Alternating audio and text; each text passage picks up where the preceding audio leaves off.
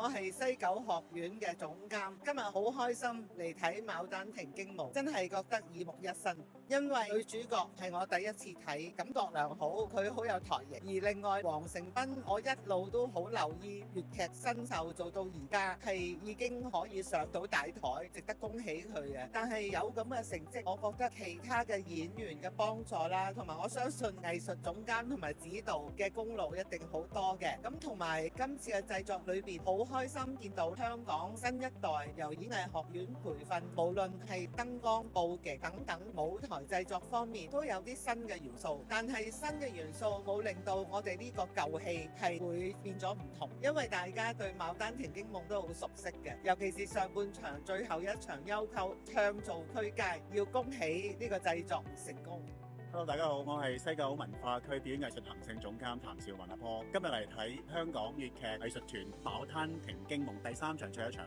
咁我見到每一次嘅水準都非常之高，睇佢哋嘅新劇都有啲驚喜。驚喜可能係台上嘅演繹啦，可能係燈光，可能係個 productions。咁今次其實睇個 production、睇個演出、睇個劇本方面，我覺得做得非常之好。咁同埋中間我見到有幾個新嘅演員啦，我覺得好驚喜嘅。黃安晴佢做係邵陽女呢個俏道姑嘅角色。咁我知道佢係啱啱喺 APA 畢業咗2年，亦都有喺西九我哋呢個茶館劇場幫手嘅。咁呢個非常之年輕嘅演員，我覺得做得非常之入戲啦。我喺後台撞到佢，我都話：喂，好犀利喎！你做呢個俏道姑好入型入格。粵劇藝術團嘅宗旨係點樣用一啲經典劇，用啲新演員、年青演員去演繹，我覺得一個非常之好嘅 idea。咁亦都希望可以繼續傳承我哋香港嘅粵劇，可以每一代更加好過每一代。大家好，我係楊偉成，係香港藝術發展局嘅副主席，亦都係戲劇中心嘅顧問小組主席。好開心今日睇到呢一套戲啦，一個非常大型嘅創作，成斌啦同埋劉麗啦做得非常之好啦。如果你想睇靚人、靚景、靚聲、俊男美女，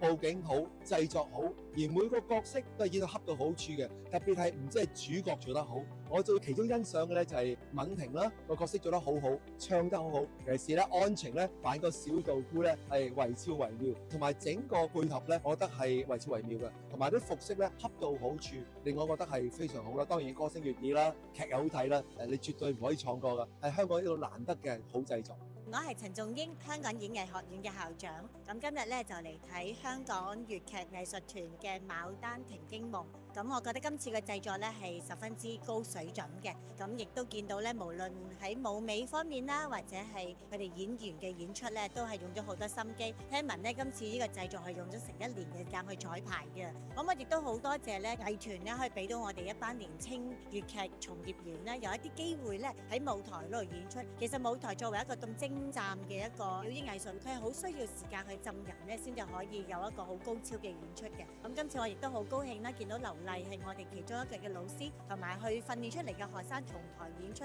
亦都有龍冠天亦做一個藝術嘅總監。咁喺一個咁嘅承傳嘅環境之下咧，事實上咧係做咗一個好高水準嘅演出。咁希望呢啲咁高水準嘅演出咧，可以多啲喺香港嘅舞台上發光發亮，為我哋香港咧傳承咗我哋一個咁獨特嘅粵劇文化。